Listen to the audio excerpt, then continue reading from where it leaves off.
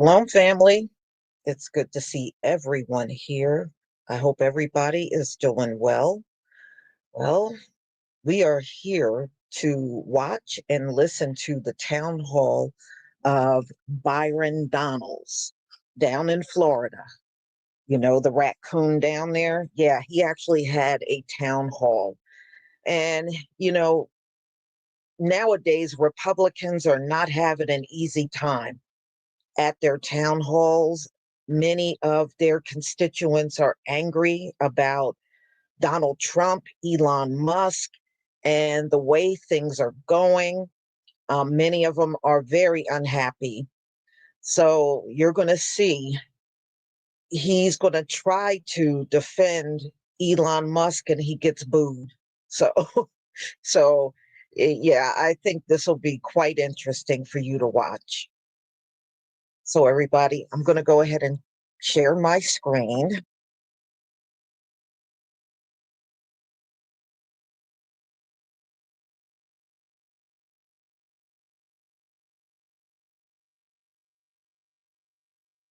Okay, please give me a 1 if you can see my screen. Okay, thank you.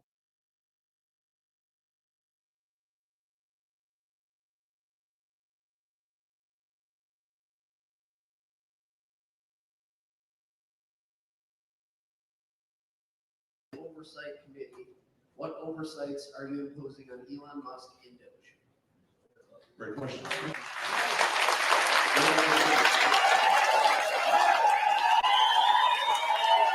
Oversight from Congress, that's much more of an appropriations aspect.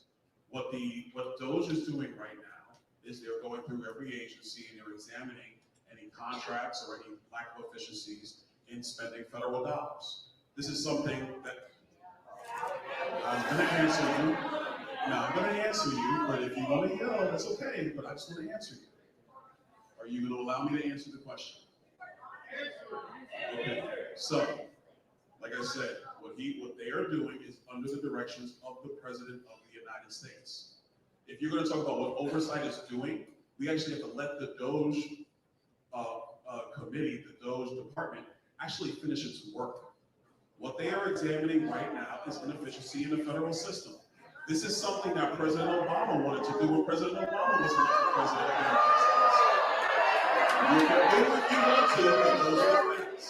Because if you go back in time, back to 2009, then President Obama famously said that he wanted to examine efficiencies or lack thereof in the federal government.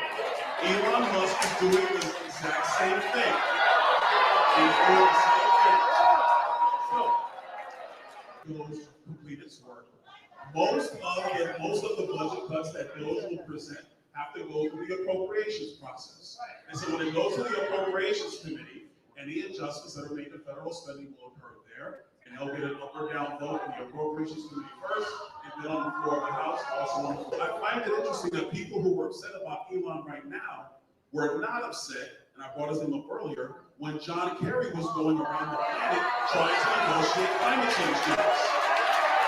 But that's what John Kerry was charged to do when he was made climate czar, which is a special employee under the Biden administration. The difference is Elon Musk is now examining federal spending in our government as it exists today. Last thing I want to bring up to everybody. Hold on a minute. Everybody slow down. Everybody slow down. Here's the last thing. There is a report that comes out every single year. This is the GAO report. The GAO report every single year has said that the federal government wastes more than $250 billion per year. $250 billion. Over the last 20 years, the federal government has wasted $3 trillion. I believe that it is in the interest of the people of Southwest Florida and the United States to examine all inefficiencies in the federal government. Unless you have $3 trillion. I don't know.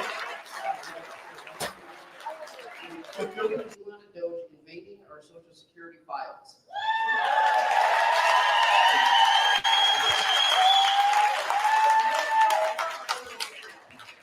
Have been authorized by the President of the United States.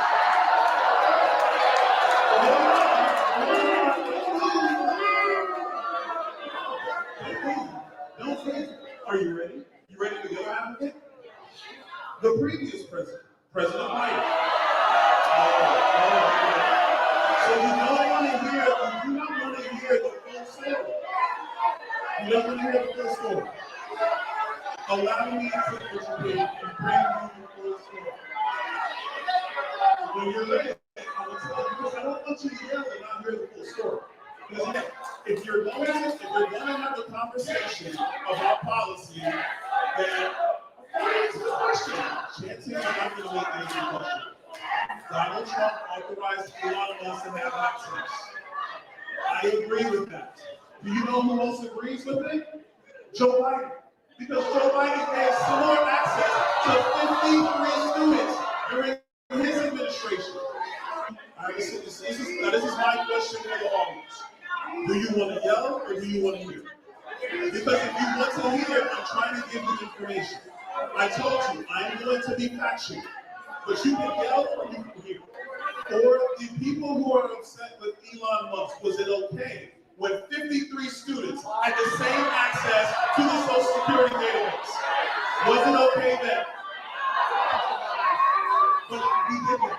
It's also, let's be intellectually honest, it is also not, it is intellectually dishonest to be upset with Elon Musk, but not be upset with the 53 students who had similar access to the Biden administration. And if you want to blame or be upset, I can't help you. My job, my name is just the facts. My job is to bring you the information. All right. I think the president's path is, with respect to tariffs, is about resetting the relationship of global trade.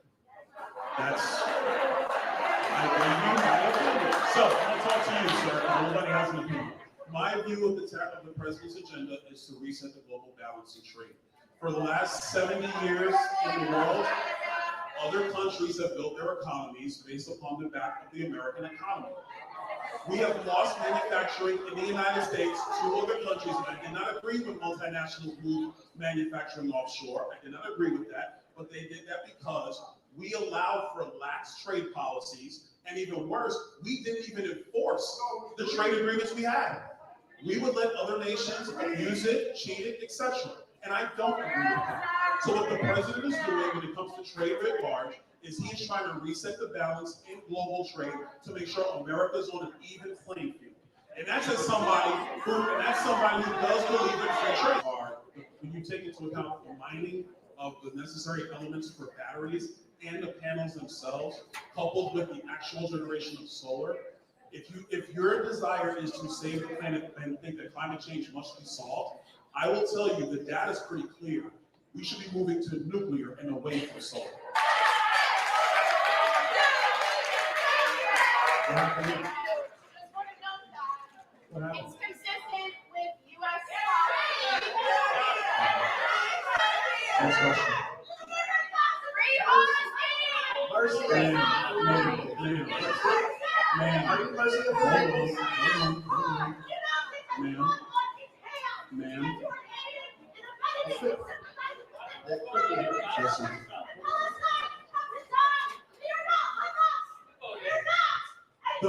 If you want to continue to have a shouting match with me, at least come with the facts. Next question.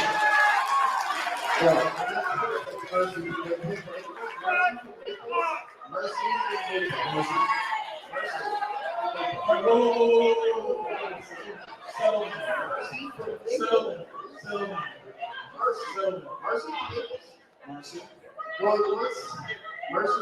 Like I said, if you want to have a disagreement, let's have a disagreement. But when you're going to stand and yell and disrespect everybody in this room because you think you're being heard, and let's be clear, you're not. Let's be very clear, you're not. What you're doing is yelling now, and you're being disrespectful. You, ma'am, you are being disrespectful, and I will respect you, and I will honor the fact that you are here trying to get answers. But if you're going to hold this thing up and be disrespectful, then that's time for you to be removed. Because you're disrespecting everybody else in this room who's trying to have answers and know what's going on in the United States. They did not come to hear you yell, ma'am. They didn't come here for that. You can leave.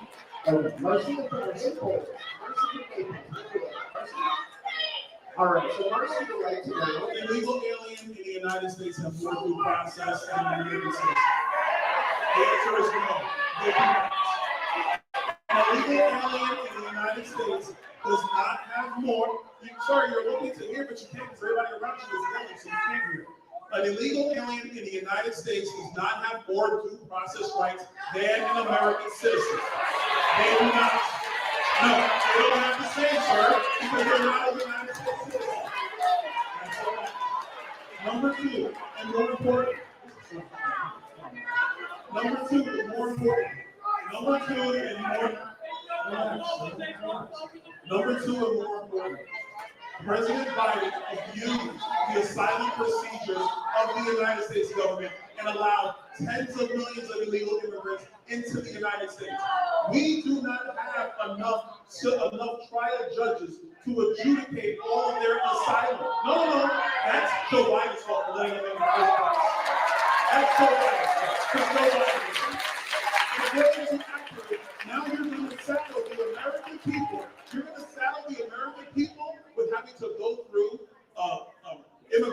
series on tens of millions of people because Joe Biden was derelict in his duty of upholding federal law? I say no. And who vote Party or do you vote conscience? That's actually a great question. First, before we get into that question, I do want to thank everybody for being here tonight.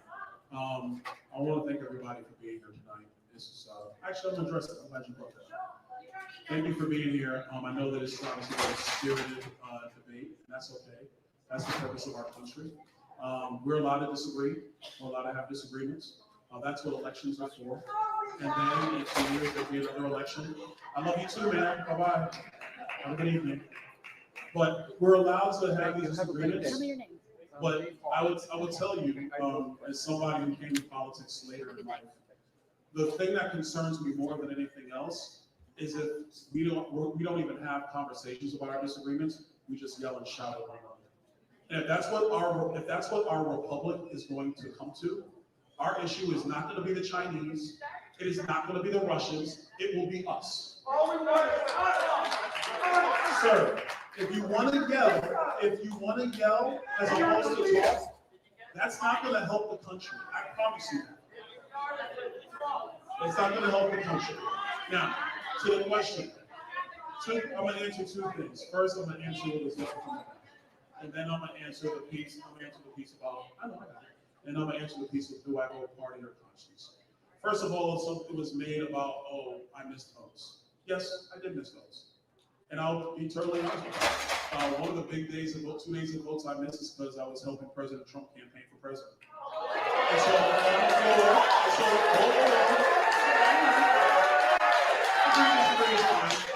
on the floor that day I was campaigning for the president. I think I was in Georgia at the time. I think I was in Georgia at the time. There was a series of amendment votes on the floor in the appropriations bill. I think it was about 50 amendment votes on the floor that day. So obviously I missed those votes. Now, do I vote party or conscience? I vote Constitution. I do not vote party. I vote Constitution. Okay.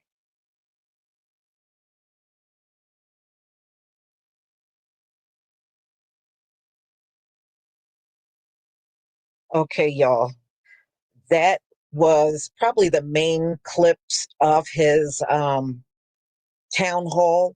And as you can see, it was pretty crazy in there. But you see how white his constituency is? I mean, woo, I'm like, what? You don't see hardly no melanated people in the audience at all. And thank you again, dark-skinned brother. And you can see that, he don't really have a lot of people in his district that looks like him. But remember, this man got a white wife and biracial children. So, so that's the district he represents down there in Florida. Now, I think he's trying to run for governor. And Ron DeSantis is trying to get his wife to run. And to me, that would just be like having Ron DeSantis back in office again. I don't see where that would be different. He would be advising her behind the scenes. So I would think he would still be running things. Yes, Florida. Byron Donalds is a congressman from Florida.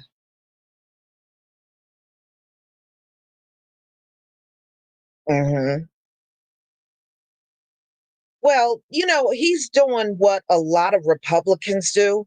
They deflect whenever it looks like, actually the things they get blamed for, they deserve to be blamed for. But they'll turn around and bring up Biden, Obama. He even brought up John Kerry. It's anybody but them. How you doing, Tareen? And nobody wants to take responsibility for what they do. That's why I don't like politicians. And they both do it on both sides. Every time things go wrong, everybody start pointing fingers at each other. But another thing I noticed very consistently, they all support Elon. None of these Republicans that have done town halls have opposed him one time. They always are in lockstep with Elon Musk. Always.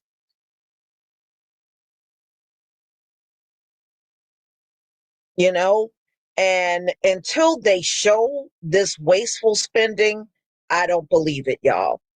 I don't believe it. They have not shown one shred of evidence that there has been all of this fraud. And if it is a lot of fraud, shouldn't they be naming arrest? Shouldn't they be calling out people that are going to get arrested?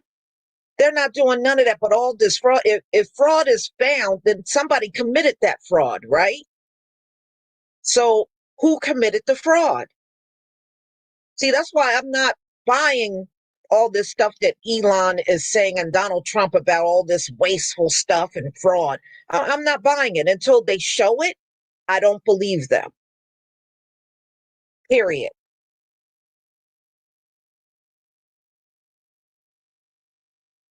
Mm-hmm. Yeah, yeah. And you're right. I think many of them are very scripted, you know, because their town halls are all similar to each other. It's almost like a cookie cutter of each other.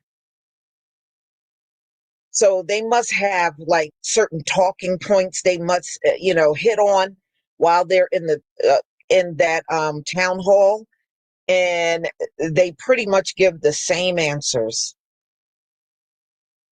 It's never anything different. So, y'all, I'm going to go ahead and conclude. Let me do my thank yous. Dark Skin Brother, thank you for the new membership. Monica Gregory, thank you for the super sticker. Dark Skin Brother, thank you for the super chat. This guy is and will always be a bootlicker to the end. You ain't never lie. Thank you again, Dark Skin Brother, for the super chat. The Mayo community giving his sellout behind that work. Yeah, I mean, he really got screamed at. Now, what I got was the watered down version of it. A lot of stuff was, not a lot, but some of the pauses and stuff were cut out. Dark Skin Brother, thank you again for the super chat. He want to be elected behind this too many Mayos pissed off, and we know he doesn't give a damn about the Black community. No, if you remember when Donald Trump was running, it was Byron Donalds that tried to imply that the Black community was better off during Jim Crow. Do y'all remember that? That was Byron Donalds that said that. So, no, I mean, he definitely tries to stay away, and that's fine. I don't support this man. I don't support nothing he does. Mm-hmm. Yeah, same person.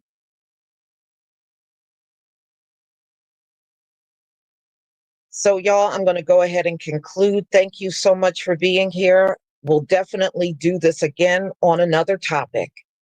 Shalom, family.